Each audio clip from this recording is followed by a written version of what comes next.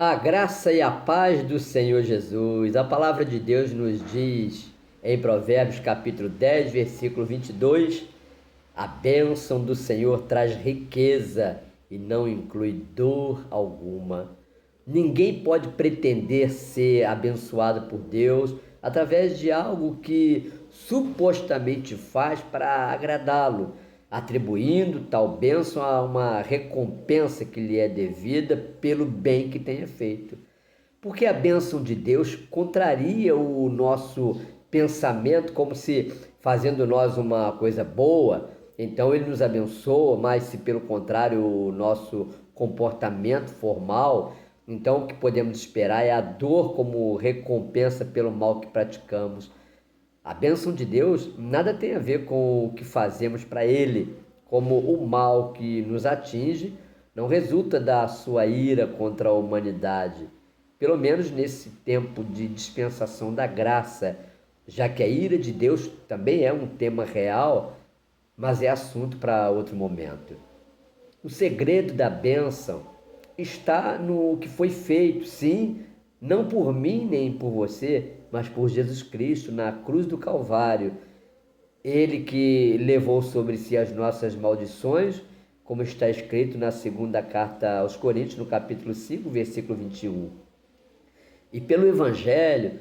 conhecemos a justiça de Deus revelada no seu Filho unigênito, por ser ele, Jesus Cristo, o único ser humano gerado por Deus, mas dotado da mesma essência divina, santa e eterna do Pai, que, pelo seu poder, santifica todo ser humano afetado pelo pecado de Adão, quando se aproxima dele pela fé, reconhecendo nele a sua única esperança de perdão e salvação. Então a bênção é sim uma recompensa da parte de Deus, mas aplicada de modo invertido ao nosso entendimento precário a respeito da justiça, onde quem não merecia levou sobre si a maldição dos que verdadeiramente deveriam ser amaldiçoados, como assim está escrito na carta aos Gálatas, no capítulo 3, versículos 13 e 14. Então pode ficar tranquilo, porque Deus sabe que você não merece nada de bom e nem precisa ficar dizendo em suas orações: eu não mereço nada, porque Deus sabe disso, mesmo quando você acha que mereceu ser abençoado porque obedeceu. E na verdade a bênção é fruto da obediência, sim, mas não sua nem minha, mas da obediência de Jesus. E quantas vezes nos referimos a alguém que é abençoado e sem entendimento nós concordamos quando este alguém diz: Deus sabe o preço que paguei por isso. E caímos na prática da heresia, contradizendo a fé em Jesus Cristo como princípio exclusivo da bênção de Deus sobre a nossa vida, porque assim afirmamos, em outras palavras, que é verdade que o Filho de Deus se sacrificou por nós na cruz, mas afinal de contas, Deus não faz nada sozinho e cada um precisa fazer a sua parte. E é esse tipo de pensamento que jamais podemos admitir, pois quando fez o que foi preciso para nos resgatar das mãos do diabo, da maldição da morte, da condenação ao lago de fogo, Deus não pediu ajuda nem mesmo aos anjos do céu, mas decidiu sozinho e de uma vez por todas nos abençoar através do seu Filho. As dores elas serão sentidas sempre até sermos transformados e retirados deste tabernáculo, que é o nosso corpo, e isto tanto por causa do zelo quanto aos valores e princípios que defendemos, como também devido a escolhas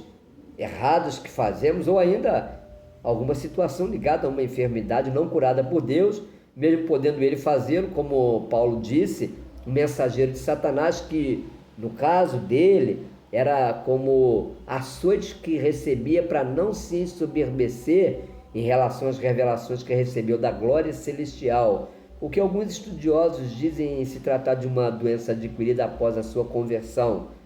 Você encontra isto escrito lá na segunda carta aos Coríntios, no capítulo 12, versículo 7. O que aprendemos é que esforço humano não altera em nada, nem para mais, nem para menos, a medida da bênção de Deus dada através de Jesus.